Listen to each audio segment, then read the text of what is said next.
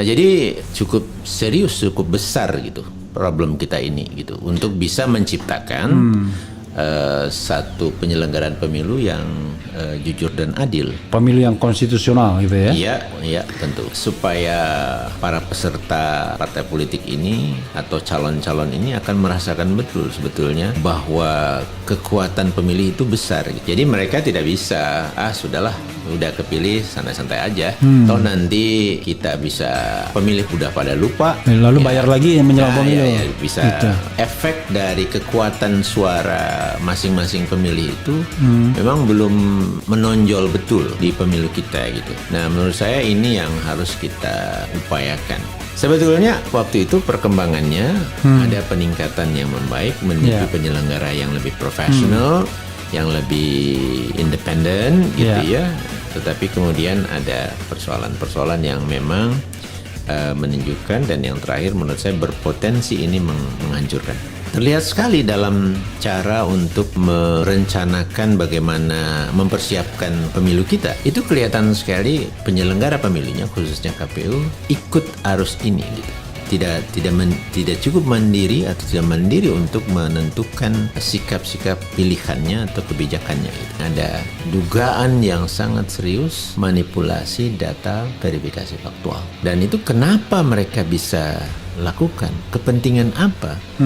Dan saya perkirakan ini kepentingan dari sebetulnya pihak-pihak yang menentukan mereka sejak awal.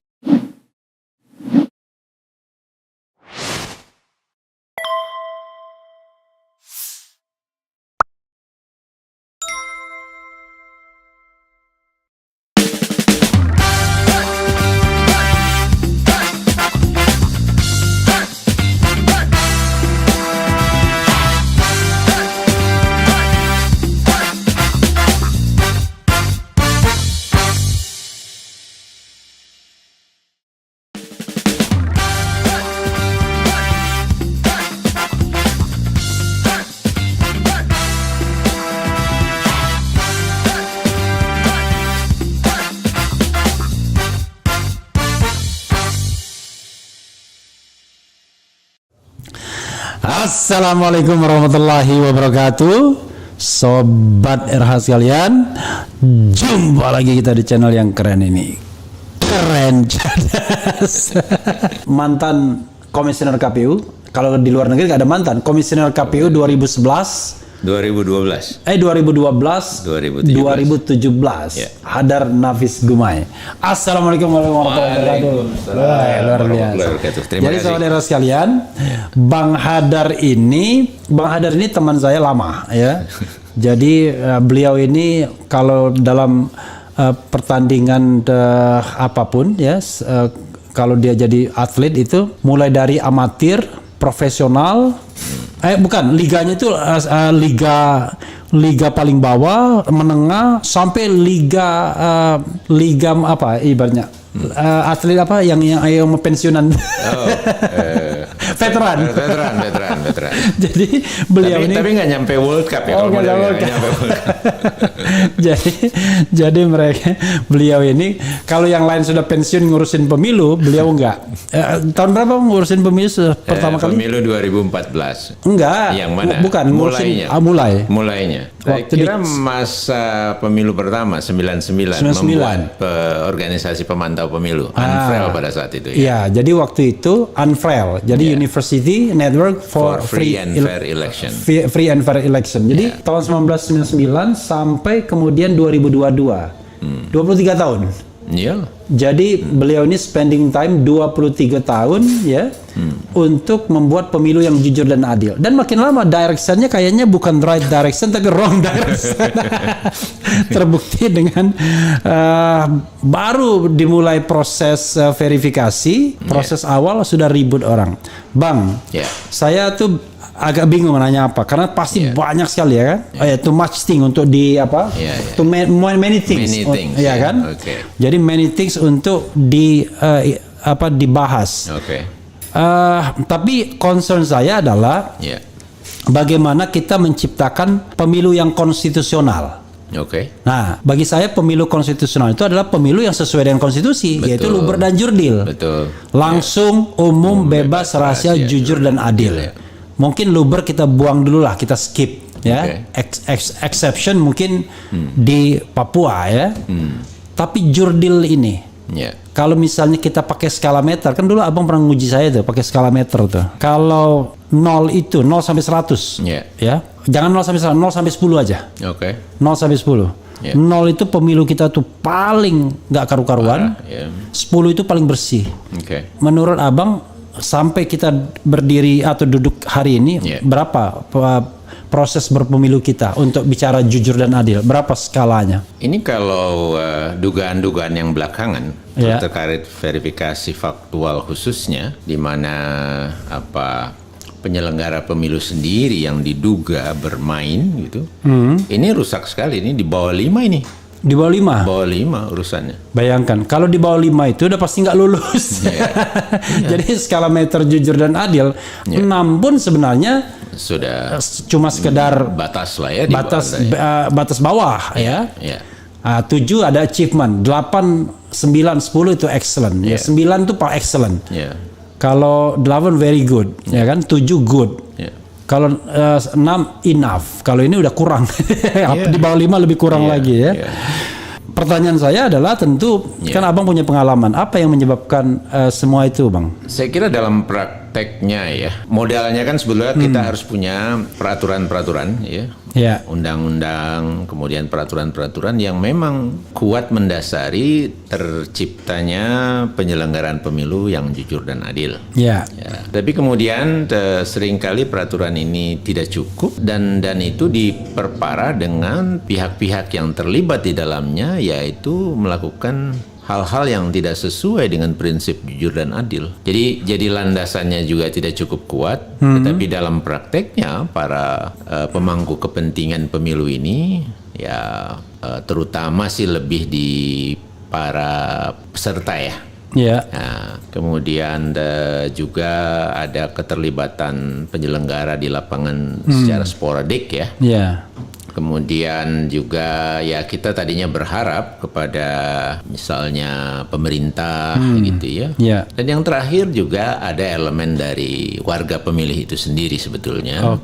Yang memang tidak naik-naik kelas juga untuk aktif meningkatkan diri, melibatkan diri gitu. Tetapi justru ada juga yang memang terlibat dan memanfaatkan praktek-praktek dari peserta pemilu yang mereka ikut menikmati gitu. Nah, jadi cukup serius, cukup besar gitu problem kita ini gitu untuk bisa menciptakan satu penyelenggaraan pemilu yang jujur dan adil. Pemilu yang konstitusional gitu ya? Iya, tentu. Nah, ada 4 faktor ya yang bisa saya garis bawahi.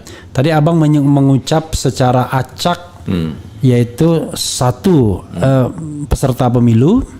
Jadi sekarang refresh saja kepada kepada sobat daerah sekalian. Jadi peserta pemilu kita itu pemilu memilih anggota, memilih presiden, wakil presiden, anggota DPR, DPD dan DPRD. Iya, betul. Jadi kalau kita bicara peserta pemilu, calon presiden, calon wakil presiden. Kemudian partai politik plus calon-calonnya. Betul. Calon-calon anggota DPR dan DPRD-nya.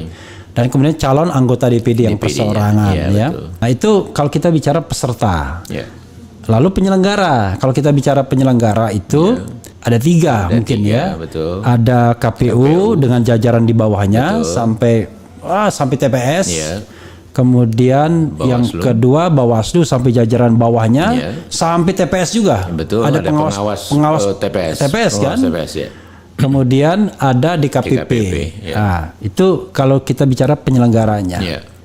Nah, yang komponen ketiga yang disebutkan tadi pemerintah. Pemerintah itu tentu ya presiden lah kira-kira dengan jajarannya, Kemendagri dan lain sebagainya. Dalam negeri khususnya Kemenkumham dan sebagainya. Abang masukkan nggak sektor lain?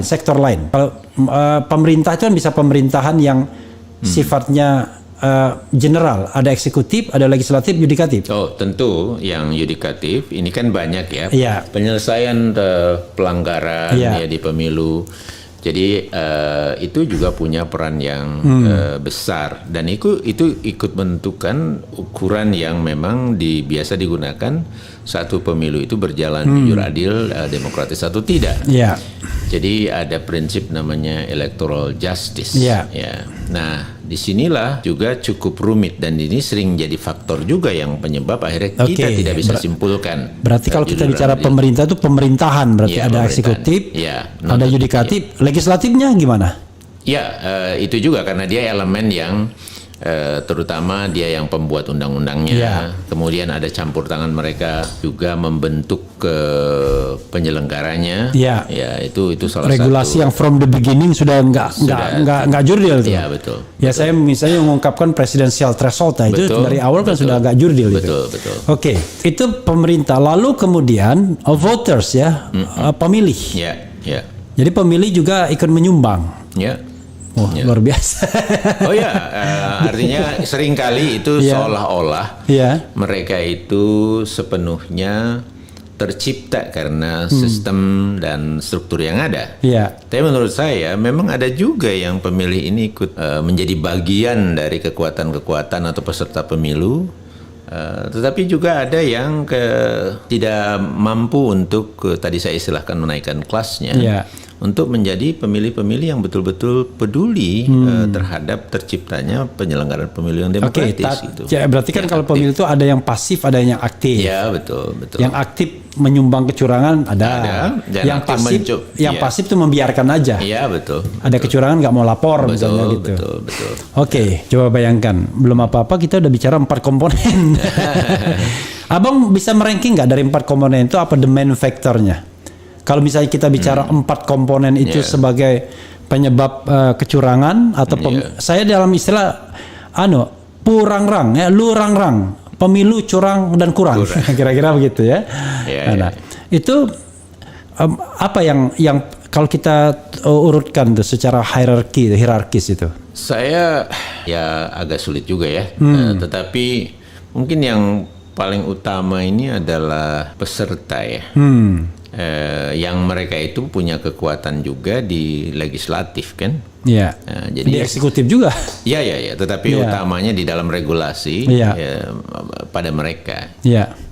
Apalagi belakangan ini kelihatan sekali ya. Jangan lupa regulasi itu kan dibentuk oleh pemerintah dan DPR ya kan? Oke lah. Jadi itu nyambung juga ya berdua ya, sepakat ya mereka ya kelihatannya ya. Nah, di sana terutama ya, misalnya saja kita udah nyata-nyata bahwa problem kita banyak yang harus diperbaiki. Salah satunya diperlukan landasan hukum yang dikoreksi gitu ya. Ini sudah berjalan waktu itu hampir 1 tahun, kemudian memutuskan untuk tidak diteruskan. Apa? Undang-undang pemilu kita misalnya. Pembahasan RUU ya. Ya misalnya, itu kan kelihatan sekali itu bahwa ya sudahlah kita jalan dengan apa adanya begitu. Tiba-tiba di tengah jalan ada perpu. Ya. Ini rumit ya. Dan perpu yang dibuat yang nggak ada emergensinya gitu, nggak ada hanya untuk entertain. Nggak ada suasana daruratnya gitu.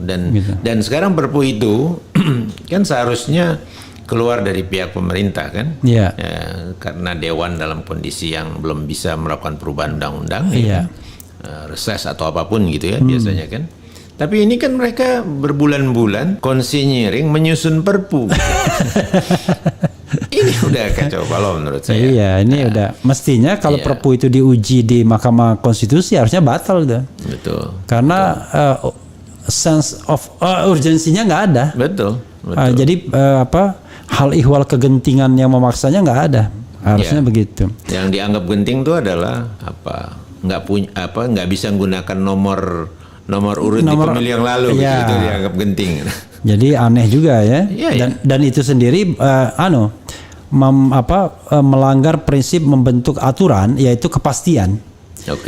Jadi kan masa orang boleh pakai urut dulu boleh, enggak juga boleh. Gimana? Betul. Itu kan harusnya kan dan juga ketidakadilan sebetulnya menurut saya. Karena slot itu sudah diambil. Betul. Gitu. Dan padahal sama-sama kan diatur di tempat kita semua harus mendaftar. Iya. Semua kemudian ada verifikasi, walaupun kemudian di dalamnya ada yang administrasi saja dan ada yang sebagainya. Tetapi semua posisinya sama, harus mendaftar.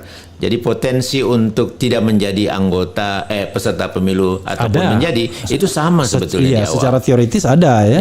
Iya. Nah, jadi menimbulkan ketidakadilan sebetulnya.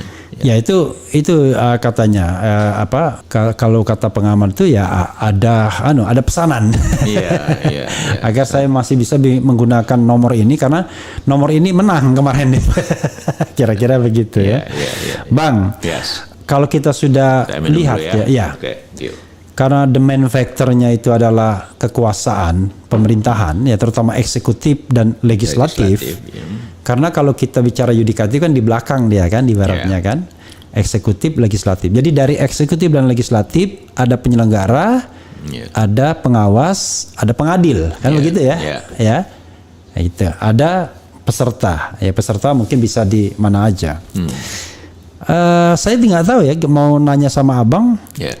Kita ini kan mendambakan pemilu yang jujur dan adil. Masa abang sebagai aktivis pemilu selama 23 tahun itu cita-citanya cuma sekedar mengikuti ritual 5 tahun aja tanpa skala meter kita naik kelas atau enggak dan lain sebagainya. Jadi dari mana kita harus memulainya, Bang?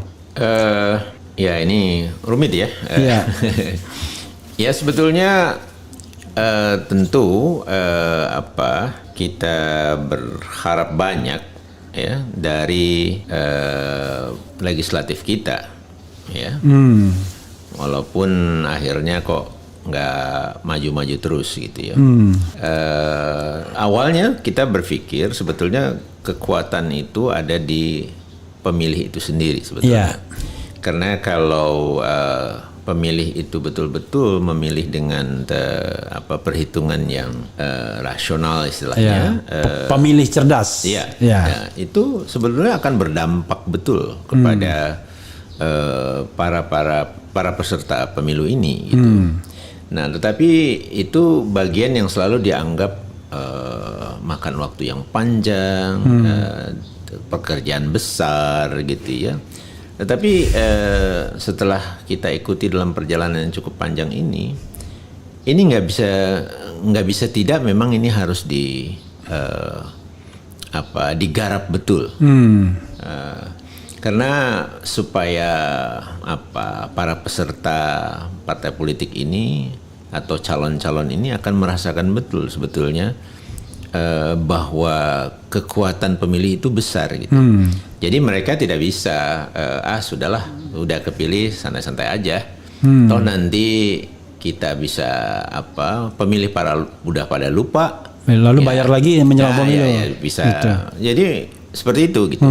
Jadi efek dari kekuatan suara masing-masing pemilih itu memang belum menonjol betul di pemilu kita gitu.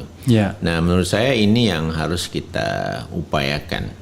Ya, kalau yang pertama kita awalnya dulu berpandangan ini sesuatu yang sangat besar, sangat sulit dan sebagainya gitu. Tapi nggak bisa tidak, ini memang yang bisa membuat jera dan kapok, dan kemudian akan membuat para peserta ini, para calon ini lebih lebih serius untuk mereka bersiap dan mengikuti pemilu menurut saya. Kalau kita lihat misalnya ya, mungkin abang kan mau ngomong tentang reward and punishment ya kan. Jadi kalau misalnya performanya baik, mungkin dia akan dipilih kembali. Ya, programnya juga bagus. Performanya tidak baik, dia akan tidak dipilih. Tapi kadang-kadang saya menggugat tuh, yang namanya teori ini kan teori negara maju tuh. Di mana diseminasi informasi, tingkat pendidikan, voter education itu semuanya bagus, dan juga areanya kecil, sehingga relatively sistem reward and punishment itu bisa berjalan dengan baik, efektif. Kalau saya reward and punishment ini mungkin hanya berlaku di Jakarta aja, di luar Jakarta udah susah kayaknya. Even sampai 10 atau 20 tahun ke depan, ini pesimis saya. Menurut abang gimana? Ya, satu sisi saya setuju, tetapi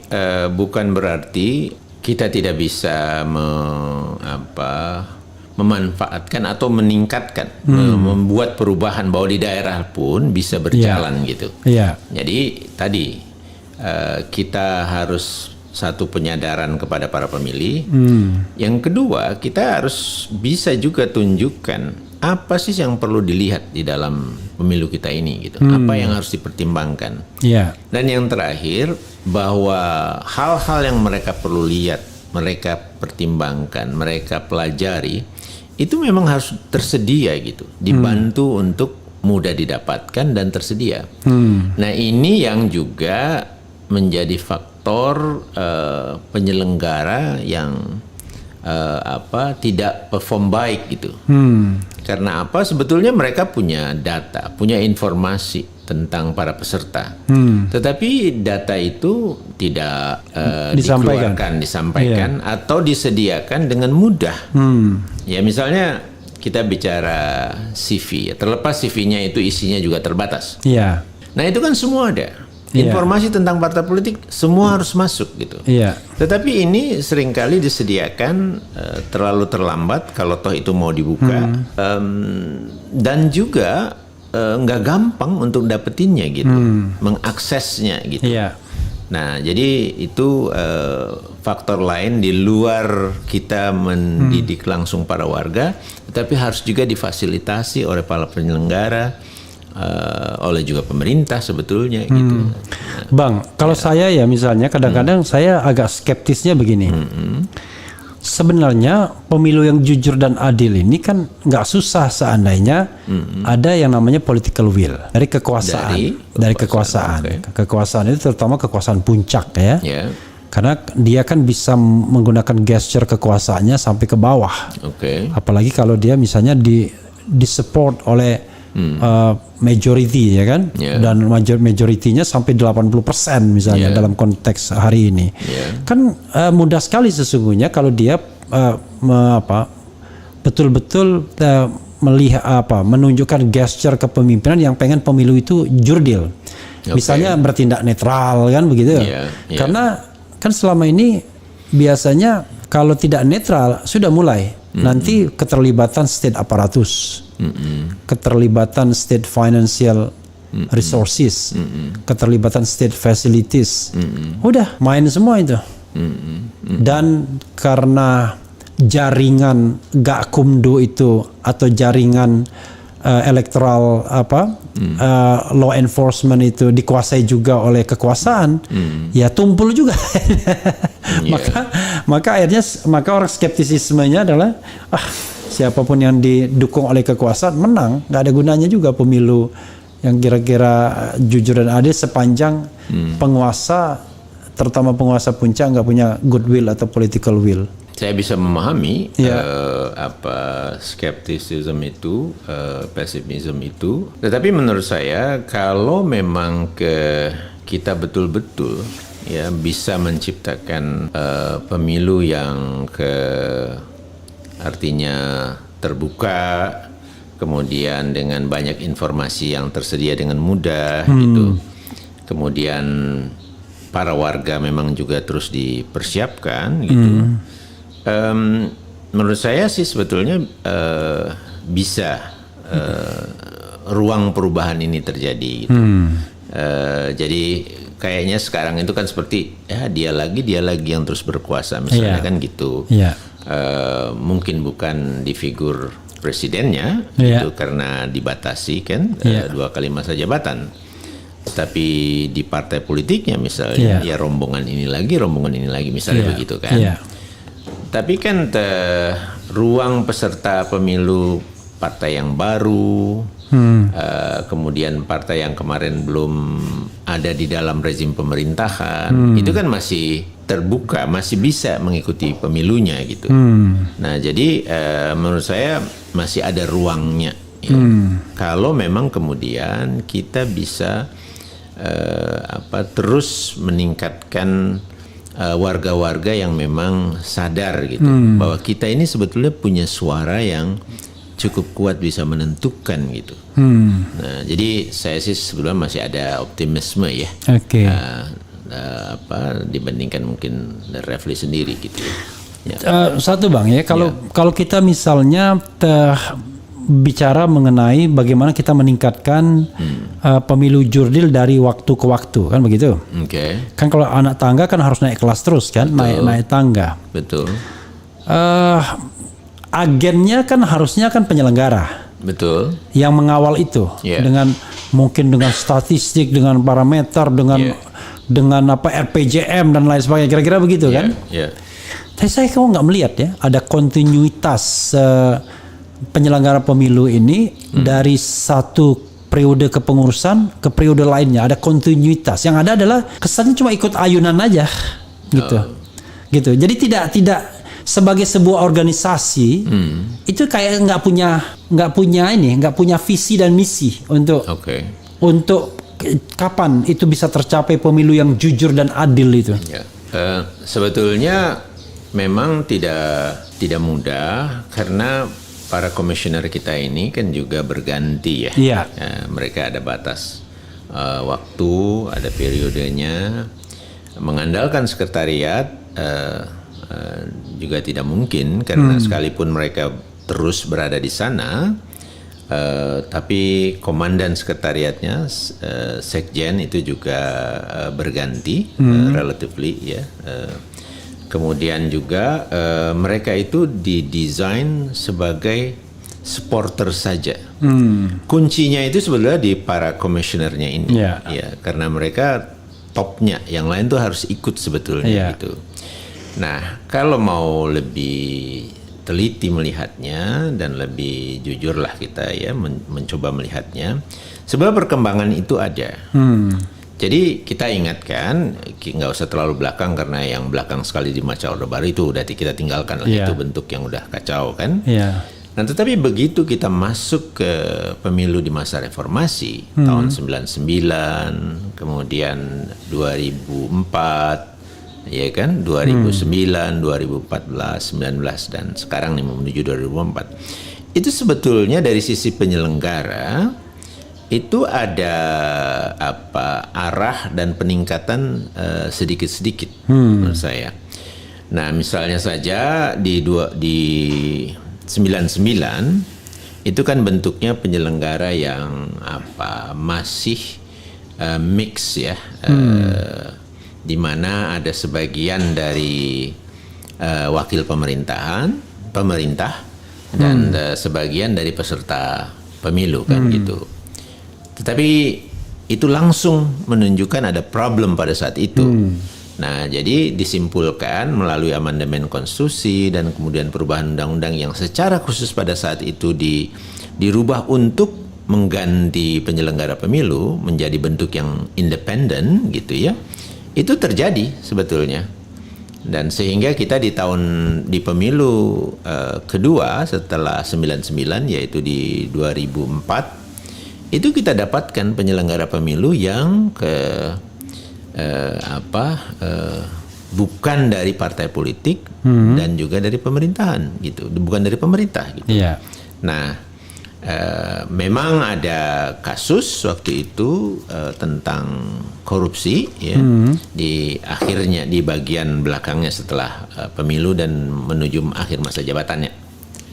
Nah, kemudian ada perbaikan lagi kan di tahun sampai 2009, 2014 dan seterusnya gitu. Ya, jadi terlihat gitu ya kalau menurut saya sih ya.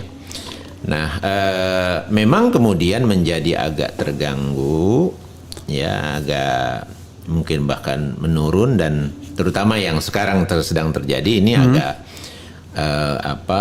parah ya.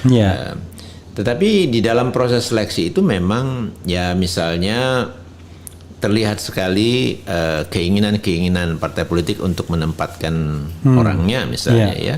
Kemudian keinginan dari komisioner itu sendiri untuk membentuk penyelenggara di tingkat daerah yang lebih merefleksikan kelompoknya ya aspirasi grupnya. Politik dia ya. Iya betul. Ya, itu terjadi gitu ya.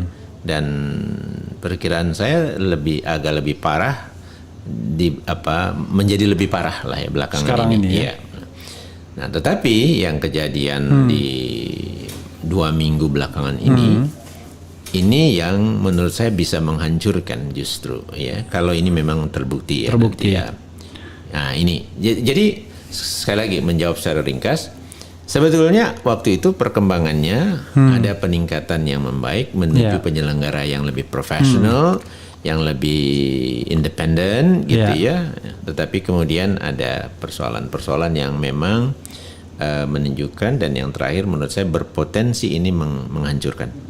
Oke. Jadi kalau kita lihat ya saudara sekalian, lembaga-lembaga reformasi ini kan awalnya menjanjikan, tapi satu demi satu rontok. Nah, MK rontok, kemudian DPD rontok, pernah KY rontok, KPU juga rontok, begitu. Artinya rontok dan pernah rontok ya, gitu. Bisa nggak, Bang, kalau misalnya dikatakan bahwa kok kekuasaan hari ini jauh lebih punya semangat untuk mengintervensi penyelenggara pemilu dibandingkan sebelum-sebelumnya?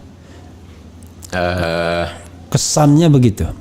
Ya, saya kira karena peristiwa ini sehingga kemudian saya mencoba mengingat kembali saat seleksi dilakukan. Kemudian setelah terpilih dan mulai bekerja. Ternyata memang nyambung ini semua gitu. Ya, jadi misalnya pada saat seleksi itu kita banyaklah kita mengikuti banyak pemberitaan teman-teman yang secara lebih dekat mengikutinya. Itu rasanya tidak berjalan dengan cukup baik, seolah-olah itu ada memang sudah orang-orang yang memang akan dipilih. Untuk, ya misalnya waktu itu ada daftar yang sudah keluar. Dan itu belum fit and proper test. Belum. Itu belum sama sekali sampai sana. Masih pada tes-tes dilaksanakan oleh tim seleksi yang mandiri, kira-kira gitu ya, bentukan presiden. Nah, tetapi ternyata yang terpilih itu sama persis dan ditulis dengan urutan yang sama juga dari dokumen yang beredar. Gitu. Nah, akhirnya kan ya jangan-jangan ini memang dokumen yang keburu keluar yang sebetulnya dari obrolan-obrolan dari elit-elit ini kekuatan partai politik ini yang memang sudah menyusunnya gitu. Nah kemudian dilantik misalnya. Nah terlihat sekali dalam cara untuk merencanakan bagaimana mempersiapkan pemilu kita. Tanggal pemilu misalnya, kemudian bagaimana anggaran, bagaimana peraturan-peraturan itu yang detail, bahkan waktu kampanye yang ingin diperpendek dan seterusnya gitu. Itu kelihatan sekali penyelenggara pemilunya khususnya KPU ikut arus ini gitu. Tidak cukup mandiri atau tidak mandiri untuk menentukan sikap-sikap pilihannya atau kebijakannya gitu. Nah, jadi dan sekarang ini ada dugaan yang sangat serius manipulasi data verifikasi faktual. Yang hari-hari ini beredar ya? Iya, betul. Dan itu kenapa mereka bisa lakukan? Kepentingan apa? Dan saya perkirakan ini kepentingan dari sebetulnya pihak-pihak yang menentukan mereka sejak awal. Bang Hadar nih ngomongnya halus banget. Intinya adalah kekuasaan. Gitu. Itu memilih KPU ya kan? Dan kemudian KPU ikut perintah kekuasaan. Cuma kita bicara kekuasaan, kita nggak menunjuk orang kan? Kekuasaan itu pasti penguasa kan? Gitu. Nggak mungkin dia bisa memerintahkan, bisa mengintervensi kalau dia tidak berkuasa. Kira-kira begitu kan? Gitu. Rasanya bukan non-state actor ya kan? Gitu. Aktor negara juga kan? Kira-kira begitu. Nah, jadi nggak salah dong Bang kalau saya mengatakan bahwa sepertinya pada era pemerintahan sekarang ini kok jauh lebih eager ya, lebih bergairah untuk intervensi itu. Bahkan dari sektor hulu dibandingkan sebelum-sebelumnya. Ya, jadi bisa nyambung seperti itu tadi. Kalau dulu kan mungkin cuma di sektor hulunya, di tengahnya. Artinya tidak sebuah desain. Ya, mungkin dia by accident. Tapi ini kan kesannya kok dari hulu ke hilir tuh udah by design. Ingat nggak waktu penunjukan misalnya ini apa namanya tim seleksinya? Oke. Kan tim seleksinya sendiri udah merepresentasikan ketidakindependenan. Iya betul. Dan, karena yang diambil tuh orang-orang presiden semua itu kan. Iya, gitu. Betul. Itu sempat banyak. Iya, bahkan ada misalnya orang presiden preferensi kepada partai politik tertentu kan begitu. Iya, betul. Gitu. Betul. Jadi kesimpulannya, Bang. Ya sebenarnya pemilu jujur dan adil ini tidak akan pernah terlaksana selama kekuasaan tidak ingin mewujudkannya. Oh, oke. Iya. Ya tentu kalau memang itu diterapkan secara aktif dan memang itu tadi istilahnya political will-nya memang arahnya ke sana gitu ya, bukan political will untuk menciptakan pemilu yang jujur dan adil, ya bisa saja terjadi seperti itu gitu. Tetapi sekali lagi kalau ini kita benahi, ya, jadi kalau ini memang terbukti, rasanya sudah tidak pas lagi untuk diteruskan dengan penyelenggara yang sekarang. I see. Ya. Karena sudah kehilangan legitimasi moral ya. Ya itu satu, tetapi juga memang ini kalau lihat di kode etik. Ya ini menohok atau menyinggung atau menyimpang dari prinsip-prinsip yang utama. Oke. Jadi tentang integritas. Di mana harusnya mandiri, di mana harusnya imparsial, di mana harusnya jujur ya, tidak manipulatif gitu. Itu masuk semua itu.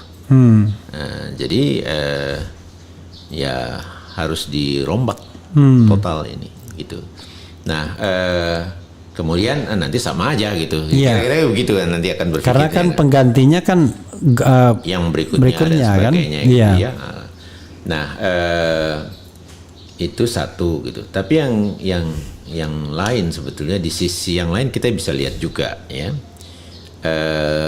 Yang betul-betul menjadi pilihan karena ada perhitungan politik dari pihak di DPR misalnya, ini kan sudah kejaring semua. Gitu. Nah, yang sisanya waktu itu mereka tidak pertimbangkan kan.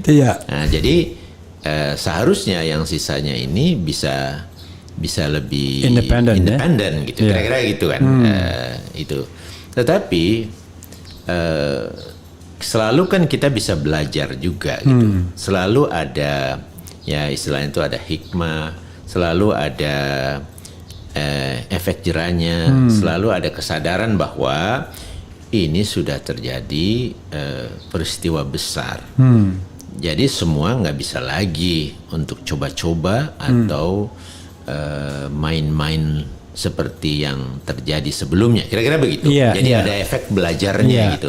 Nah ini yang saya berharap akan tercipta sehingga selanjutnya bisa lebih baik gitu. Ini juga yang kami tekadkan di koalisi. Koalisi NGO ya? Iya, koalisi masyarakat sipil untuk pemilu yang bersih. Ya. Nah, kita tidak mau dan seharusnya tidak ya bahwa pemilu yang di satu negara demokratis dan juga konstitusional gitu ya di kita adalah pemilu yang memang secara regular yang sudah pasti dilaksanakan yaitu 5 tahun sekali. Nah, jadi sejak awal waktu kami berpikir untuk ikut membenahi ini setelah kami tahu itu sudah kami jadikan paket advokasi. Kami itu tadi koalisi tadi ya. Koalisi betul. Masyarakat ya. Jadi bahwa ini kita lakukan sekarang dalam rangka untuk memastikan betul tetap bisa dilaksanakan di 2024 tetapi dengan kualitas yang lebih baik, yang baik gitu ya. Kalau ini kita tidak bongkar, ini pasti akan meledak juga, dan mungkin pada saat itulah tidak ada waktu lagi untuk kita laksanakan karena sudah terlalu berantakan. Oke. Nah, jadi kami sudah memasang tekad ya sekarang diberesin, dan dalam rangka tidak ada penundaan atau pengunduran. Oke. Diberesin itu adalah ganti orang dong berarti? Ya tadi secara apa? Secara eksplisit implisit. Ya ini ada pihak-pihak yang memang punya otoritas untuk menentukan akan seperti apa kan, kira-kira begitu. Jadi ada 2 level. Pertama, dugaan-dugaan ini memang harus kita buktikan dulu. Ya. Yang kedua, ada yang punya otoritas untuk melakukan apa terhadap itu. Kira-kira Itu begitu. koalisi itu melapor, kan yang saya lihat tuh ada somasi. Betul, yang pertama itu. Itu ada somasi memang ya. Ya. Somasi kedua ada apa lagi? Ke DKPP laporan. Ini akan dimasukkan ke rencananya besok. Oke, jadi ada dua track ya. Ya. Somasi itu arahnya kemana? Ya intinya minta kepada penyelenggara pemilu, Iya. ya meminta Iya. untuk memberikan penjelasan atau Iya. jawaban tentang apa yang terjadi. Ya. Nah, itu besok 7 hari itu hari Rabu besok. Kalau misalnya Ya. mereka menjawab tapi kemudian koalisi menganggap jawaban itu tidak memuaskan atau jawaban itu bukan jawaban yang sebenarnya. Ya. Lalu langkahnya kemana? Ya DKPP ini salah satunya. Ya. Tapi kemudian nanti sangat mungkin juga kita ke kepolisian dan sebagainya. Oke, jadi udah mengarah ke tindak pidana ya? Ya karena yang kami lihat itu sebetulnya ya misalnya gini ya, merubah data, kemudian mengganti dokumen berita acara dengan padahal itu terjadi udah berapa hari kemudian, cuma dengan tanggal yang sama seperti yang awal misalnya seperti itu. Mengganti salinannya ya dengan data yang sudah direkayasa. Itu kan semua pemalsuan dokumen. Betul. Dan itu kan pidana kan sebetulnya. Walaupun di pemilu untuk kasus verifikasi ini agak unik juga nih. Ini kelemahan dari undang-undang kita sebetulnya. Tidak ada pasal-pasal pidana terkait dengan verifikasi. Iya. Tapi kan tidak menutup kemungkinan kita pidana umum. Betul. Kesana, itu, pidana umum. Ya. Walaupun memang ketika sebenarnya ada hal yang terkait dengan tadi electoral law enforcement harusnya tetap pidana khusus, tapi jalur pidana khususnya yang kemudian kelihatannya nggak tersedia. Betul. Kan tidak sesuai dengan yang kita pikirkan dulu, ada badan yang memang menyelesaikan tidak hanya kasus administratif tapi pidana. Tapi kan orang pidana mengatakan nggak boleh dong pidana pemilu itu ke apa institusi sendiri, harus tetap umum ya. Karena umum ya umum berarti. Oke. Ini serius sekali berarti koalisi untuk memberikan atau menggarap hal ini ya. Ya, kami serius karena ini sangat prinsip ya. Iya. Tidak pernah kami duga ini terjadi. Ini di penyelenggara, dan penyelenggara itu penyelenggara yang di pusat. Iya. Dulu ada penyimpangan-penyimpangan di tingkat daerah gitu. Tapi ini di pusat gitu. Jadi kami duga kuat itu memang ada perintah-perintah itu. Makanya saya bilang sekarang ini semua lembaga ya kan. Sepertinya memang keinginan pemerintah pusat untuk mengintervensi lembaga-lembaga demokrasi itu tinggi banget.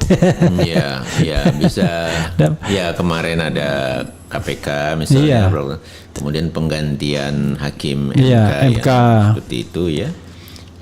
Bahkan kemudian dalam tanda kutip gratifikasi untuk hakim MK yang tadinya 5 tahun jadi 15 tahun. Iya betul. Kan itu kan memastikan bahwa tim sekarang inilah yang akan memutuskan sengketa pemilu 2024 kan, kira-kira begitu. Lalu saya nanti pada bagian akhir Bang mau minta Bang Hadar memberikan beragam skenario untuk mewujudkan pemilu yang jurdil. Pokoknya 1, 2, 3, 4. Ya pikirkan aja yang seperti Abang pikirkan selama ini ya. Apa saja, dan mungkin mudah-mudahan jangan terlalu normatif ya. Lebih konkret sedikit ya kan. Gitu. Iya dong. Kalau normatif kan kita sudah banyak bicara teori pemilu kan dan not workable di Indonesia. Kan kira-kira begitu. Jadi kan ada selain ada KPU kan, Ya. ada juga Bawaslu. Ya. Kemudian ada juga DKPP. Ya. Saya tadi sebelum kita diskusi ini saya bikin polling. Oke. Pollingnya adalah satu saja, tapi lupa saya dengan DKPP dan Bawaslu-nya karena konsentrasinya kepada KPU. KPU ya. Judulnya ini aja, saya cuma minta statement aja, polling dengan statement ini, mana yang Anda percaya dari pernyataan ini ya. KPU netral dan independen, KPU tidak netral dan tidak independen, tidak tahu dan ada garis miring tidak menjawab. Ya. Dan unfortunately ya, jawabannya KPU netral dan yang ikut polling itu 22.000. Wow. 22.000 atau 23.000 nih, antara saya tadi ketika saya kali ini baru kita jadi ikut 20.000 ya. Nah dari 20.000 ini KPU netral dan independen itu 5% saja yang memilih. KPU tidak netral dan tidak independen 91%. Wow. Kemudian C tidak tahu garis miring tidak menjawab 4% saja. Dan ini polling ini kan tidak di drive ya kan? Orang mengisi as it is apa adanya kan? Ini berlangsung sekarang ini. Baru 2 jam yang lalu. Oh udah 2 jam ya. Ya jadi 2 jam yang lalu saya bikin ini ya. Kemudian yang vote-nya itu sudah 20.000 ya, dan 91% mengatakan begitu. Dan biasanya kalau sudah distribusi begini biasanya namanya ilmu statistik. Kalau misalnya sudah 5%, 91%, 4%, walaupun katakanlah double, 2 kali lipat, 3 kali lipat, ya rata-rata sudah stabil dia. Biasanya kalau udah statistik kan sudah begitu kan, sudah stabil. Makanya tidak perlu 100% kalau polling ibaratnya. Nah ini kan menunjukkan bahwa masyarakat memang nggak percaya sama KPU itu. Tapi kita udah selesai karena itu Bang Hadar mengatakan itu memang luar biasa kan. Nah sekarang masalahnya bagaimana kalau dengan Bawaslu dulu sebelum kita ngomong soal DKPP. Gitu. Karena gini, kalau Bawaslu ini kaitannya dengan isu yang belakangan ini, ya kan? Isu yang belakangan ini soal kandidat, ya kan? Kandidat peserta pemilu atau kandidat soal peserta pemilu, calon, bakal calon ya. Belum susah kita nyari terminologinya kan? Nggak ada terminologinya. Dibilang bakal calon belum, ya kan? Dibilang calon belum ya, apalagi terpilih. Nah katakanlah misalnya saya harus sebut nama, misalnya ini ada Anies Baswedan, ya kan? Ini ada mereka yang sedang menjabat. Let's say kalau 3 besar ini kan ada Ganjar Pranowo yang masih gubernur. Prabowo yang masih menteri, ya kan? Kemudian Presiden Jokowi yang tidak mungkin menjadi peserta pemilu walaupun kelihatannya masih beringin juga dengan ngotak-ngatik konstitusi. Kalau Menko ini perindustrian apa? Semuanya Erlangga Hartarto, kemudian Erick Thohir, BUMN, mungkin juga Sandiaga Salahuddin Uno dan lain sebagainya. Jadi kan ada 2 klaster nih. Ada klaster pejabat publik, ada klaster warga negara kayak kita, warga negara biasa. Tapi dari 2 klaster ini kan mereka semua belum peserta pemilu. Ya kan, belum ditetapkan serta pemilu yang secara teoritis harusnya belum menjadi objek pengawasan Bawaslu. Tapi ini saya kemukakan pendapat saya, Abang boleh bantah. Saya mengatakan Bawaslu tidak perlu bereaksi terhadap mereka yang bukan lagi pejabat publik. Karena mereka bukan pejabat publik, ngapain diurusin? Tapi kalau dia pejabat publik, maka kita kan urusannya adalah sesama lembaga, ya kan? Ini ada lembaga pengawas pemilu, ini adalah lembaga eksekutif. Kan itu kan persoalan serius kalau seandainya antar lembaga ini bisa saling mengganggu. Contoh misalnya, kita berharap bahwa endorsement dari presiden nggak ada dong kepada calon tertentu, karena endorsement itu akan mengganggu pemilu yang jurdil, karena tradisi kita kan kalau ada endorsement dari pucuk pimpinan tertinggi kan akan diikuti yang bawahnya kan, dengan menggerakkan fasilitas BUMN dan lain itu sudah kelakuan kita karena kita masih paternalistik dalam politik kan. Tapi KPU Bawaslu mengatakan nggak masalah, katanya kami mengendorse, tapi di sisi lain dia mengatakan ada dugaan pelanggaran etika. Anies Baswedan karena dia sudah curi start kampanye. Dia pakai curi start, diduga curi start kampanye. Saya kan kita juga kan selalu bicara kan, sejak kapan orang itu menjadi objek pengawasan, bagaimana lembaga tidak saling mengganggu. Pendapat Abang, walaupun saya kira saya sudah menjelaskan pendapat saya ke sobat era sekalian. Baiknya gimana menghadapi hal seperti ini, Bang? Ya seharusnya ya kita kritik atau protes Bawaslu itu. Jadi Bawaslu tidak perlu. Saya pun berpandangan yang kurang lebih sama. Jadi Bawaslu itu kan mengawasi ya, dan kemudian memproses dan menindaklanjuti hal-hal yang tidak sesuai dengan peraturan perundang-undangan terkait dengan pemilu, pelaksanaan pemilu, dan itu kan berarti sangat terkait dengan tahapan-tahapan pelaksanaan. Nah, terkait dengan peraturan-peraturan pelaksanaan PKPU maupun Perbawaslunya sendiri. Nah, terkait dengan calon yang Anies Baswedan misalnya, menurut saya dia tidak bisa dikenakan apapun. Apapun ya.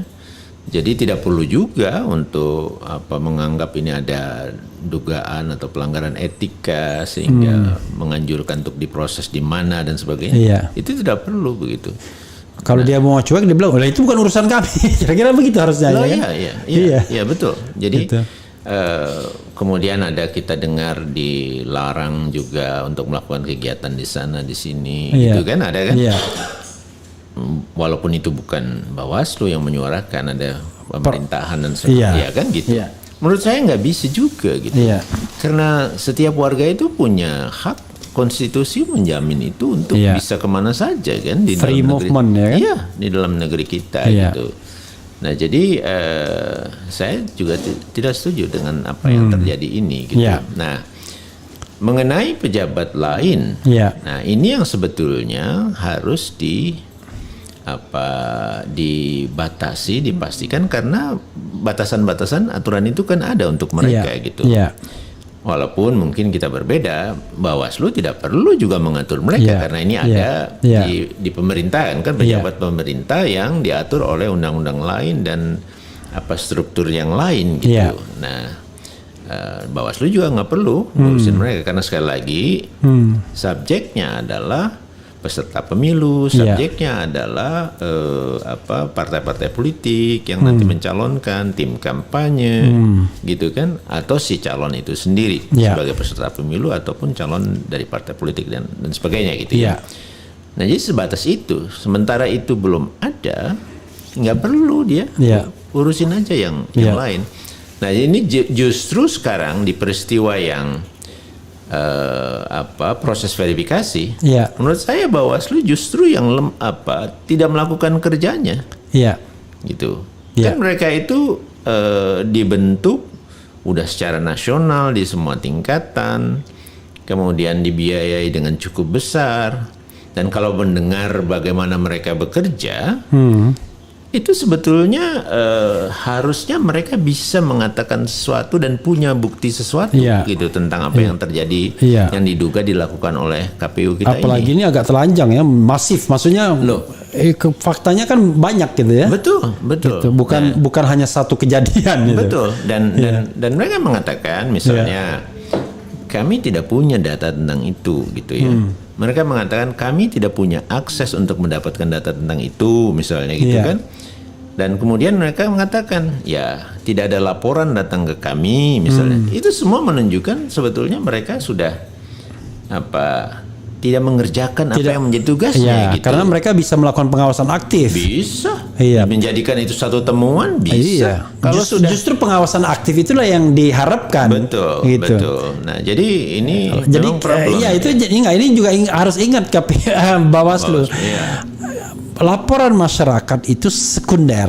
Iya. Yang primernya adalah pengawasan Anda Mengawasi, sendiri yang ya, aktif. betul. Oh, enak sekali udah dibayar negara, digaji negara, kok mengandalkan masyarakat ya kan? Nggak bisa. Masyarakat itu sebagai secondary ya kan? Betul. Gitu. Nah, saya pun dapat info gitu. Sebetulnya data-data, misalnya tadi kita bicara agak spesifik ya, yang kita duga sebagai satu pelanggaran yang cukup serius ini, itu sebetulnya ada di daerah-daerah KPU-nya, KPU-nya itu memberikan datanya kepada Bawaslu. Ya. Oke.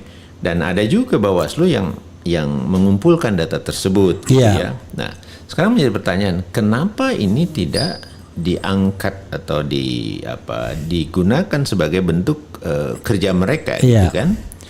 Nah, mungkin juga ini seperti yang kita dengar. Jadi ada sejumlah informasi bahwa untuk menekan aparat ataupun petugas di lingkungan KPU dalam verifikasi, udah nggak usah khawatir, kira-kira begitu ya. Iya. Kami sudah kondisikan Bawaslu sudah sama dengan kita gitu. Iya. Jangan-jangan itu benar terjadi. Oke. Jadi dia punya sebetulnya data, tetapi Iya. karena udah masuk dalam situasi dikondisikan atau Iya. bersama-sama Iya. akan menutupi atau melindungi dugaan pelanggaran yang Iya. besar ini, disitulah sebetulnya Bawaslu performance-nya jadinya Iya. gitu. Oke, Bang. Sebelum saya lupa ya. Ya. Mungkin kita harus sepakat juga yang soal objek pengawasan Bawaslu tadi. Iya. Abang mengatakan ya kalau mau menteri, mau presiden, mau apa ya nggak ada urusannya juga dengan Bawaslu. Ya. Kalau saya mengatakan akan ada urusan tapi in timing. Ya, in ya, time. oke. In time. Ya, Ya karena dong. Ya. Karena kalau misalnya sudah ditetapkan sebagai peserta pemilu, Ya. tiba-tiba dia mengendorse. Ya. Ah itu kan, Betul. ya dia berarti sudah tidak netral lagi kan. Nah itu jadi sepanjang sekarang karena belum ada ininya kan, calonnya kan. Ya, betul. Tapi begitu nanti ada calonnya, nggak boleh dong seorang presiden dia menunjukkan dukungan terhadap pihak tertentu, karena dukungan itu akan disalah tafsirkan, disalahgunakan oleh jajaran birokrasi bawahnya untuk menggerakkan state resources untuk memenangkan. Iya, itu satu ya. Saya ingin ikut juga berkomentar dalam hal ini. Saya setuju bahwa presiden itu kan pimpinan nasional, dia memimpin semua golongan, lapisan masyarakat kita. Jadi memang tidak tepat kalau kemudian presiden kita menunjukkan itu, gitu ya. Tetapi yang kedua, sebetulnya juga sudah diatur bahwa para pejabat ini ya itu kalau tidak salah 6 bulan sebelum masa kampanye dan juga 6 bulan sesudah itu tidak boleh mengendorse juga gitu. Nah, jadi bukan harus menunggu pada masa kampanyenya saja, tetapi 6 bulan sebelum itu dia juga tidak boleh. Nanti dipastikan lagi aturan itu ya. Nanti. Seingat saya itu ada. Gitu. Karena kalau enggak, wah gawat nih. Karena jauh lebih powerful kalau istana jauh lebih powerful. Kalau kita diskusikan mengenai Bawaslu, wah ini gawat ini Bawaslu.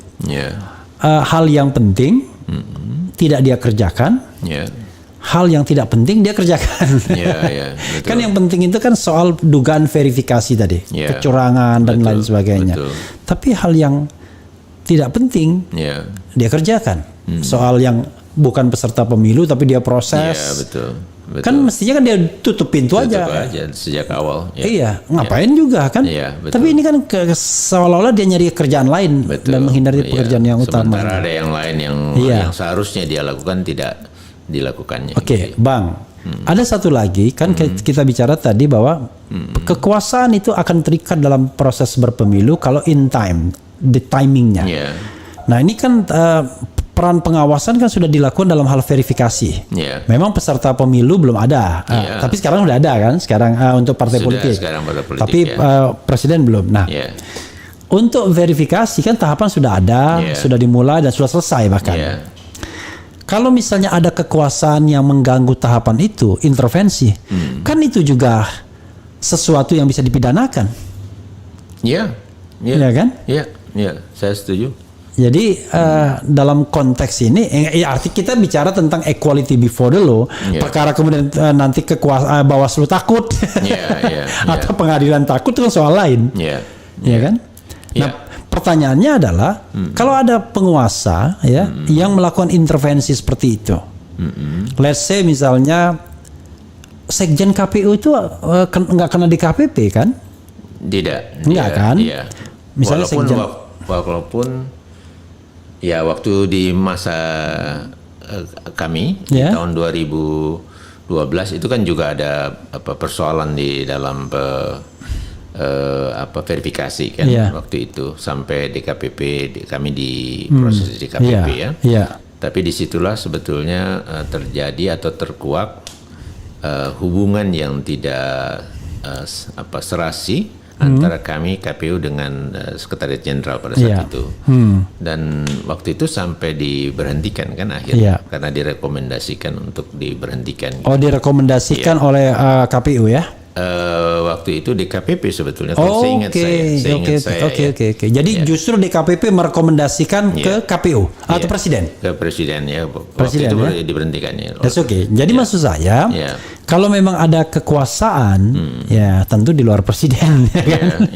Kekuasaan di luar presiden misalnya terlibat di dalam merekayasa verifikasi ini, maka pola yang sama bisa berlaku dong. Bisa. Artinya nanti ke dalam temuan-temuan itu DKPP merekomendasikan kepada presiden agar pejabat ini diberhentikan karena dia sudah mempengaruhi atau melakukan kejahatan pemilu misalnya. Betul. Diduga itu cukup aktif dan cukup kuat itu. Nah, artinya saya ingin mengatakan tadi kan yang saya bilang pemerintah juga terikat ketika timingnya datang ya kan, ketika memang prosesnya datang ikut dia terlibat, dia terikat di situ kan. Oke, sekarang pemerintah lah kalau untuk endorse calon presiden belum terikat. Tapi kalau untuk verifikasi dia sudah terikat kan gitu. Kira-kira begitu. Tentu karena prosesnya sudah berjalan, sudah berlangsung tahapannya dan aturan yang berlaku juga sudah ada ya. Nah, Bang, itu kita bicara tentang KPU dan Bawaslu yang nyata-nyata paling tidak diseleksi semua anggotanya. DKPP ini nggak ada seleksi, ada orang DPR, ada orang presiden, orangnya pemerintah presiden kan, ada dari KPU sendiri, ya kan, lalu Bawaslu. Dari Bawaslu. Jadi mereka mix up dari 4 unsur itu. Ini gimana?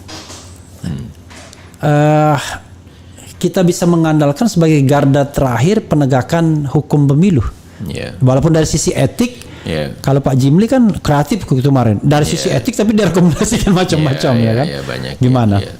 Ya memang ini juga ada kekhawatiran tentang bisa nggak kita berharap ya. Nah. Untuk kasus yang sedang terjadi ini, tentu kami tidak punya opsi yang lebih menjamin akan lancar dan seperti yang kita harapkan di dalam proses dugaan pelanggaran yang ada. Tetapi itu jalur yang tersedia, yang kita harus coba ikuti. Dengan harapan ya. Nah, tentu hal ini bisa berbeda jika kalau memang kita di masyarakat luas ini, dan tentu ini diikuti juga oleh pihak-pihak yang memang punya otoritas termasuk di pemerintah, presiden, DPR dan seterusnya. Ini sudah serius sekali. Ini mengancam kegagalan misalnya. Itu akan terbentuk dan kemudian bisa saja yang tadi kita perkirakan DKPP adalah orang-orang pilihan dari pemerintah, dua unsur besar terutama ya, DPR sama pemerintah. Akhirnya nggak bisa juga gitu untuk bekerja seperti yang kita khawatirkan tadi, karena tekanan itu begitu besar dan lebih direct jangan-jangan ini. Iya. Karena mereka nunjuk langsung kan? Iya.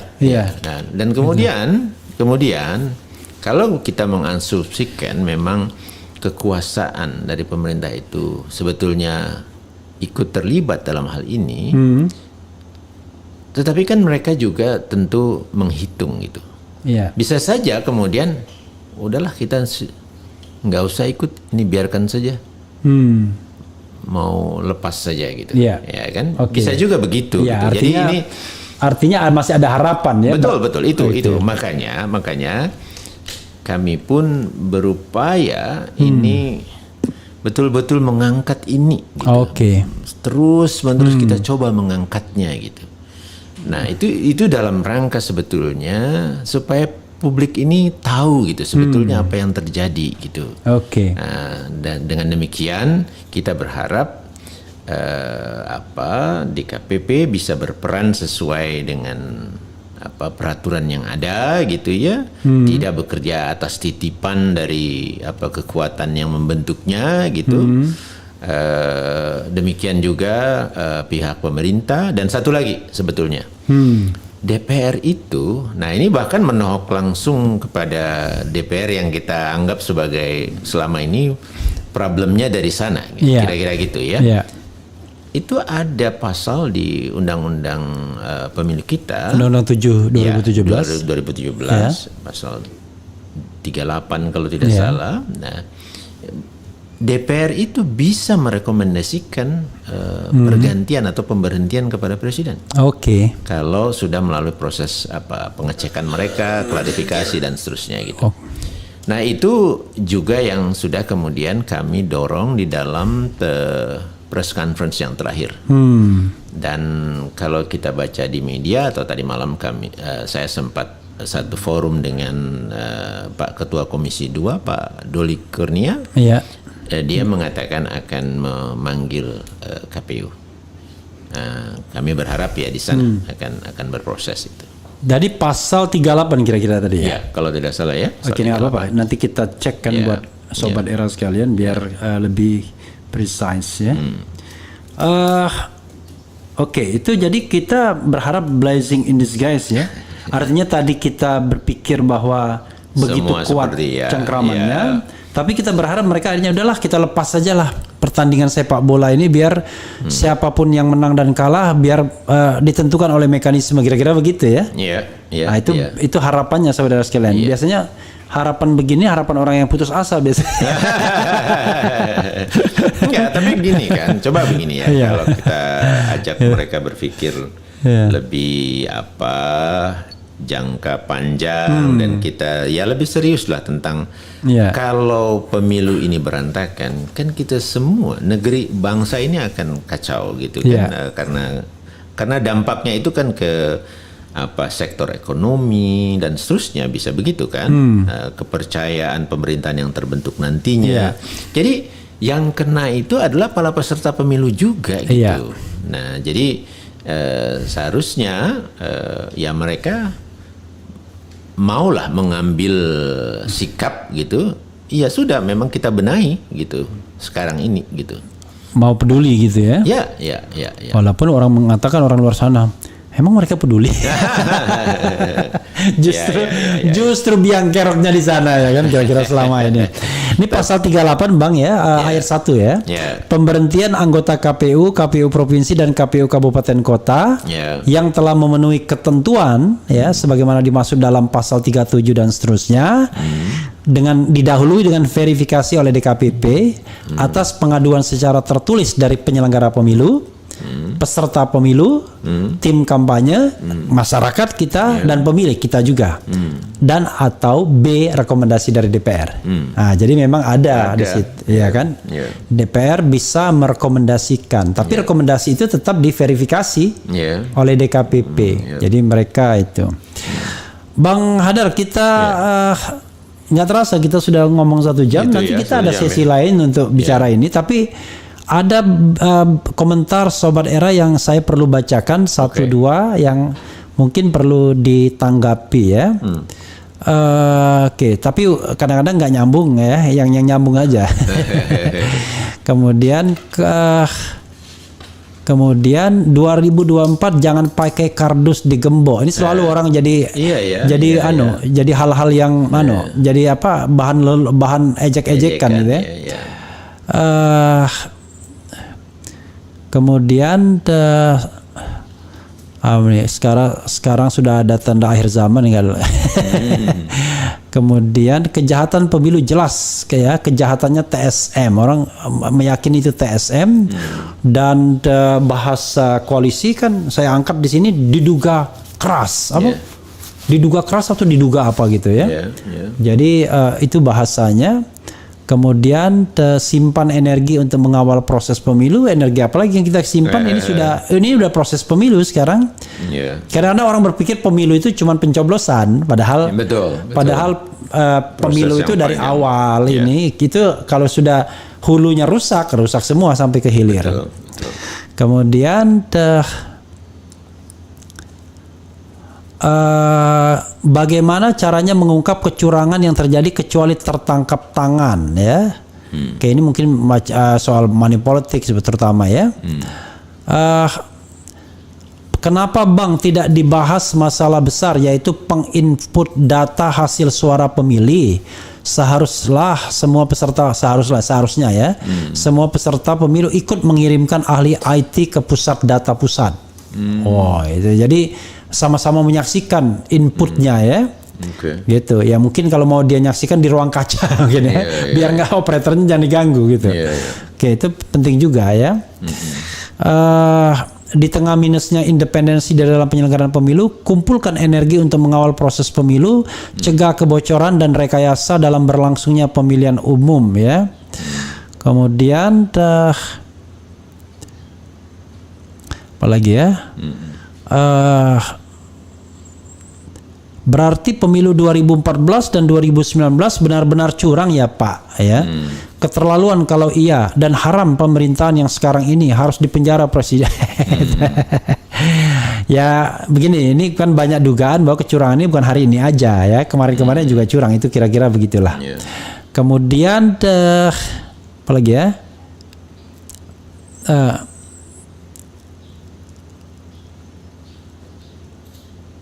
Nah ini bilang ya Habib Panjaitan mau nanya sama Bang Hadar ya kan, Pilpres 2019 curang juga ya.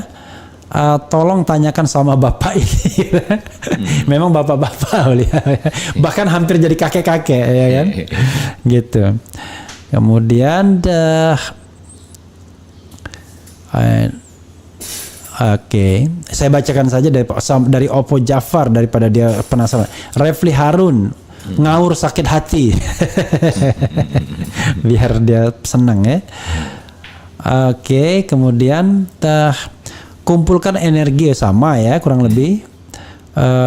Pak Anies barusan dengar wawancara Olanyala. Oke.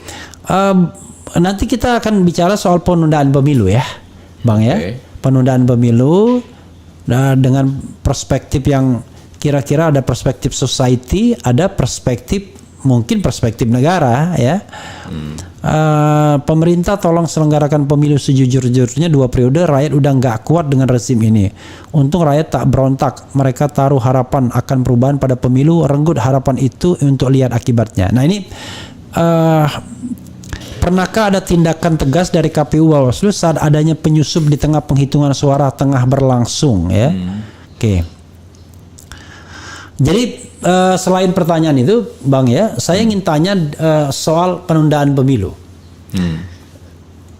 Isu tentang penundaan pemilu bukan isu yang sifatnya teknikal. Kita nggak bicara tentang gangguan bencana alam, ya kan? Tetapi by intention, bahwa pemilu memang mau ditunda, terkesan karena alasannya macam-macam, nggak ada duit, itu soal lain. Silakan Abang jawab soal yang sudah disampaikan. Cukup banyak, tapi mudah-mudahan saya bisa mengambil apa yang utamanya ya. Tadi tentang kecurangan ya. Nah, apakah 2019 juga demikian gitu? 2014 ya.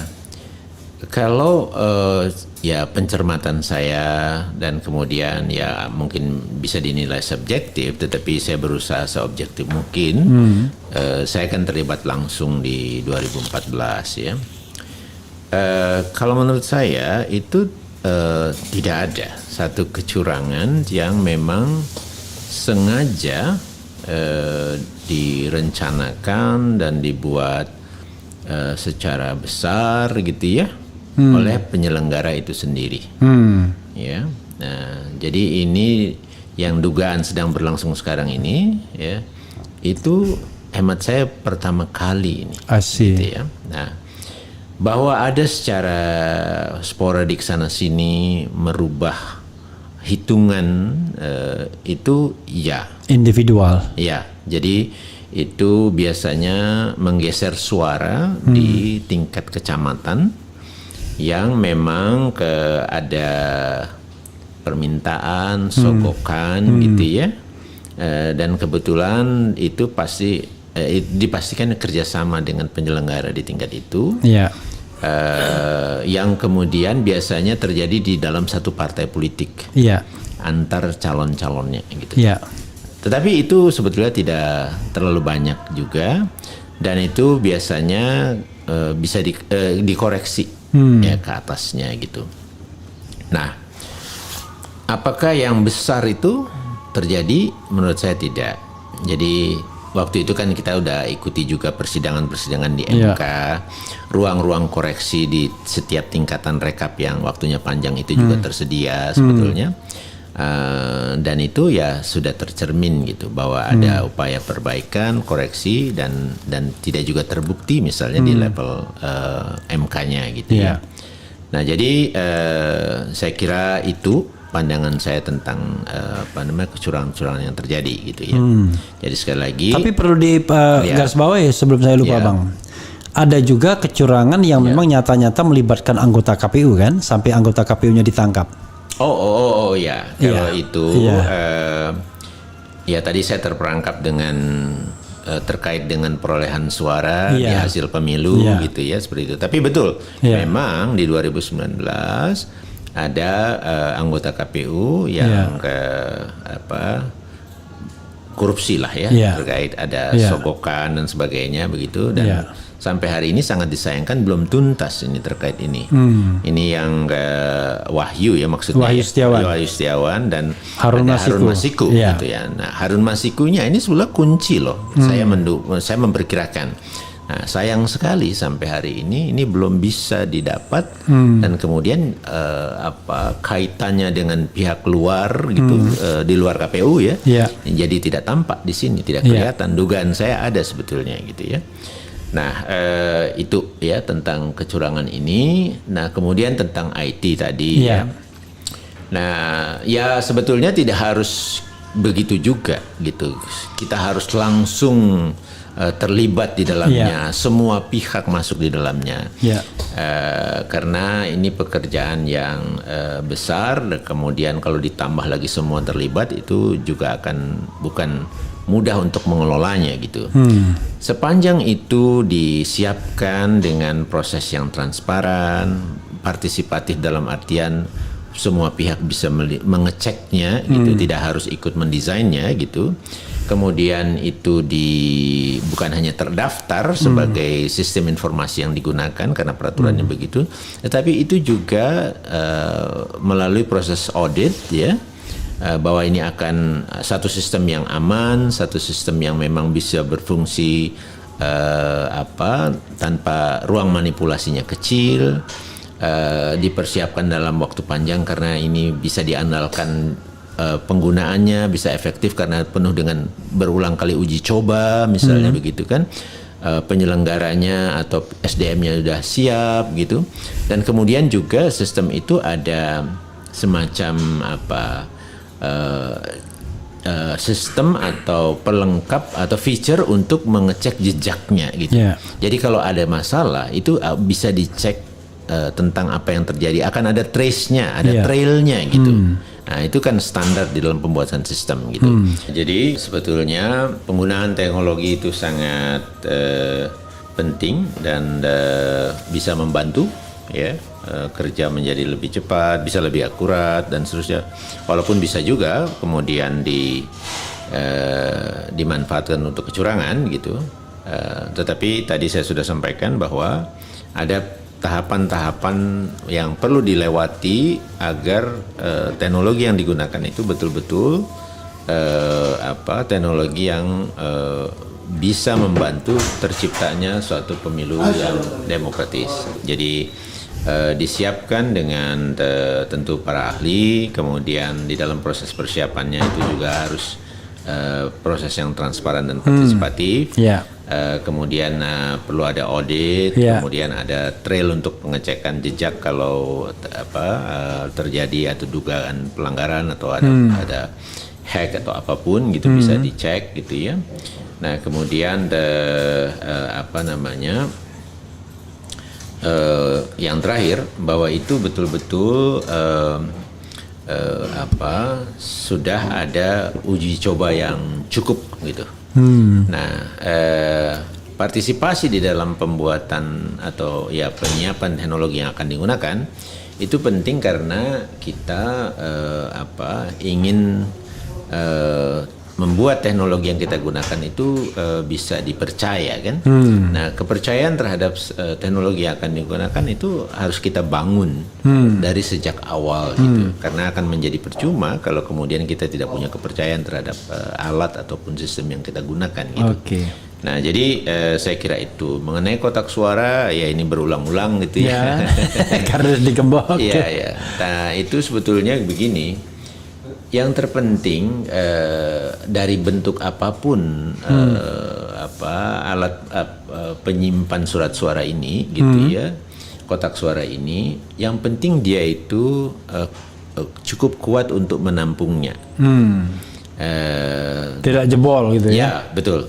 Atau dia kalau ada upaya-upaya ada untuk shieldnya ya gitu ya. Upaya-upaya untuk mentemper atau mengganggunya itu akan langsung kelihatan. Nah, sebetulnya itu saja. Tidak harus dia dari baja atau apapun gitu ya. Karena itu nanti akan ada persoalan untuk merawatnya dan seterusnya. Kemudian ini saya kira ada kaitan dengan peraturan keuangan logistik kita. Itu ada tadi nanti tidak harus dirawat, kemudian tidak pemusnahannya dan sebagainya. Jadi itu barang yang harus dipertahankan gitu. Inventarisasi. Iya betul. Dan sedangkan kardus ini itu sekali istilahnya barang sekali habis gitu. Nah, jadi itu juga memudahkan di dalam pengelolaannya gitu. Nah, dan kemudian mengenai gembok ini sebetulnya itu terkait dalam, seingat saya ada aturan yang udah bunyinya gembok gitu. Jadi ada kesulitan untuk men-switchnya, menggantinya di bentuk yang lain gitu. Biasanya kan juga banyak tuh pakai seal yang plastik gitu aja, begitu tag gitu nggak bisa dibuka lagi. Ya itu udah cukup gitu. Kalau dibuka ketahuan gitu. Itu yang terpenting sebetulnya. Nah mungkin ke depan perkiraan saya mungkin yang model tag ini saja, disegel tag itu saja, mungkin bisa dilakukan oleh KPU sekarang, tanpa harus gembok ini dan sebagainya gitu ya. Tapi itulah intinya kalau mengenai kotak suara itu seperti itu. Banyak negara lain yang lebih tipis kok. Lebih gampang selintas, lebih gampang kelihatan akan rusaknya aja gitu. Tetapi yang terpenting tadi bagaimana dia tetap bisa menampung, dan kalau ada upaya untuk merusak atau mengganggunya itu akan bisa cepat ketahuan gitu. Itu kalau kotak suara pergerakan terakhirnya di kecamatan ya? Pergerakan terakhir itu maksudnya apa ya? Dari kota yang fisiknya itu kan di kecamatan kan? Iya nanti dia disimpannya di kabupaten kota sebetulnya. Iya tapi waktu penghitungan suara. Terakhirnya di kecamatan dulu. Kan penghitungan di TPS ya. Nah kemudian masuk semua dalam kotak suara. Semua untuk disimpan. Nah, kemudian di kecamatan, itu akan dibuka lagi untuk digabungkan per TPS-nya, per kelurahannya. Sekalipun di kecamatan, tapi dia akan dihitung per kelurahannya, gitu ya. Kemudian nanti udah selesai kelurahan di kecamatan yang sama itu dia akan rekap. Dan itu tidak dibuka-buka lagi. Iya, artinya kan kotak suara cuma berhenti di situ kan sebenarnya. Betul. Maksudnya dia cuma sekali moving ya dari TPS ke kecamatan saja sudah. Enggak, nanti untuk disimpannya. Ya itu penyimpanan, storing kan. Tapi dalam proses penghitungan suara kan cuma bergerak di kecamatan. Sisanya kan ngambil formulir aja untuk di kabupaten kotanya. Jadi sertifikat dan lampirannya itu saja yang diambil ya. Nah maksudnya kalau kita bicara mengenai kemungkinan rusak kan movingnya cuma satu kali pada waktu hari H penghitungan suaranya kan. Kecuali kalau moving berkali-kali barangkali. Ya perlu yang lebih kokoh gitu maksudnya ya. Oke. Ada lagi Bang yang tadi Bang dari sisi pertanyaan tadi yang ingin disampaikan? Oke, ini kadang-kadang saya bisa cepat lupa. Gitu. Nggak apa-apa. Karena sering tamu di sini lupa. Kalau Abang masih baik masih dicatat. Iya. Kemudian tentang kemandirian ini ya, ada juga pertanyaan gitu ya. Tadi perlu untuk ada komentar-komentar tahan energi dan sebagainya disiapkan untuk pengawasan pemilunya gitu. Pengawalan mereka bilang. Seolah-olah bahwa pemilu itu hanya di hari pemungutan suara. Tapi sebetulnya pemilu itu kan ada yang standar dunia itu kan ada istilah pre-election election period sama post-election ya.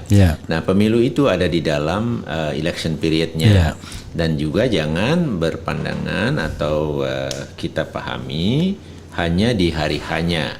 Jadi ada macam-macam tuh, ada pencalonan, ada kampanye dan seterusnya. Dan bahkan kita sebenarnya termasuk yang panjang untuk mengaturnya. Jadi kita sekarang bicara tentang untuk menentukan siapa peserta pemilu, ada yang namanya tahapan pendaftaran, verifikasi dan penetapan. Dan ini sudah selesai tanggal 14 kemarin gitu ya. Dan saat ini paralel sedang berlangsung untuk penetapan daerah pemilihan. Nah, ini sedang dikonsultasikan usulan-usulan dari tingkat bawah untuk kemudian ditetapkan oleh KPU sebagai daerah-daerah pemilihan. Ini ada daerah baru, provinsi baru, ada perubahan jumlah penduduk sehingga berubah dan seterusnya. Nah, ngomong-ngomong, kalau tidak salah nanti mungkin dicek nih, saya tidak tahu persisnya. Perludem hari ini dibacakan putusannya di MK, dikabulkan sebagian saya kira. Jadi ada kemungkinan peralihan siapa penentu dapil kita gitu. Yang tadinya di tangan, tapi nanti tolong dicek. Yang tadinya di tangan DPR, kemungkinan dirubah. Dimintakan ke KPU. Iya, jangan-jangan. Tapi persisnya. Enggak, maksudnya permintaan Perludem itu ke KPU. Gitu. Jadi ada perubahan kayak diterima sebagian gitulah ya. Dikabulkan sebagian. Nah, kemudian ini apa lagi ya? Saya baca tulisan sendiri kadang-kadang juga bisa juga gitu ya. Tapi justru yang lebih penting nih, yang selain pertanyaan ini, yang kalau penundaan itu pertanyaan dari saya. Penundaan betul. Saya ke situ aja ya. Jadi dua terakhir ini yang saya ingin mention ke Bang Hadar ya. Soal pemilu tadi ya. Jadi ada proses berpemilu yang kita sudah tetapkan di dalam konstitusi ya kan, sekali dalam 5 tahun. Nah, mungkin perlu dijelaskan kepada masyarakat dalam hal apa sesungguhnya pemilu itu bisa ditunda dan apa yang dimaksud dengan penundaan pemilu itu. Yang justified, yang konstitusional kan kira-kira begitu. Silakan Bang. Tapi tadi saya terusin dikit aja tentang yang tahapan-tahapan yang banyak. Nah, jadi disinilah sebetulnya kita sebagai warga ya perlu ikut ya berpartisipasi untuk yang paling awal mungkin mengikuti pemberitaannya ya, tetapi yang lebih partisipasi yang lebih aktif itu ya kita ikut memantaunya gitu ya. Jadi memastikan bahwa pemilu ini diselenggarakan sesuai dengan peraturan yang ada gitu ya, sehingga nanti betul-betul bisa tercipta pemilu yang luber jurdil dan juga ya kejadian-kejadian di mana ada bahkan penyelenggaranya sendiri melakukan penyimpangan, itu bisa kita, karena kita semua ikut mengawasi, mungkin itu potensi terjadinya menjadi lebih kecil gitu ya, kira-kira begitu. Nah, mengenai penundaan sebetulnya ya yang selama ini ada istilahnya karena situasi bencana dan sebagainya gitu ya, ada force major lah ya, force major ya seperti itu. Jadi ada model yang ditunda, kemudian nanti dilanjutkan, ada model yang diulang, seperti itu ya. Nah, tetapi kalau yang belakangan kita mendengar ya, karena ada bukan gosip ya, tapi didiskusikan banyak gitu dan agak kelihatan juga ini ada upaya yang kesana gitu, ada yang bergerak upaya kesana gitu. Nah, menurut saya itu sesuatu yang hanya, ini pemahaman saya ya, bisa terjadi kalau memang penyelenggara ini tidak bisa melakukannya gitu. Nah, di mana kemudian DPR bersama Presiden itu harus mengambil mengambil alih. Ya, mengambil alih dan kemudian mengambil upaya atau kebijakan yang tetap dalam rangka untuk menuntaskan. Gitu. Tetapi kalau penundaan betul-betul kita stop, itu ini mungkin justru Refli yang bisa menjelaskan sebagai yang trainingnya di tata negara gitu ya. Itu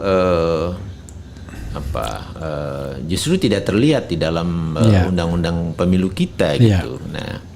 Nah, jadi kalau Presiden dan DPR itu juga kebijakannya sih dalam rangka untuk kemudian menyelamatkan, tetap menyelenggarakan gitu ya. Tetapi di tangan mereka memang sebetulnya. Tetapi kalau kemudian diambil kebijakan untuk menunda misalnya untuk 2 tahun setengah yang selama ini ada analisisnya begitu ya, itu justru tindakan politik yang lebih tinggi ya, lebih istilahnya saya tidak paham lah ya.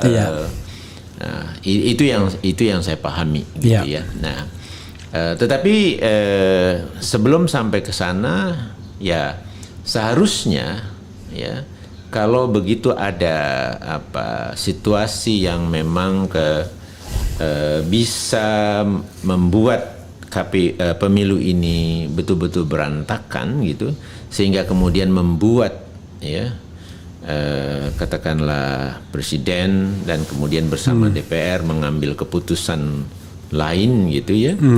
Ya itu yang harus dihindari gitu. Begitu kita melihat ada situasi yang bisa membawa ke sana, segera kita benahi gitu.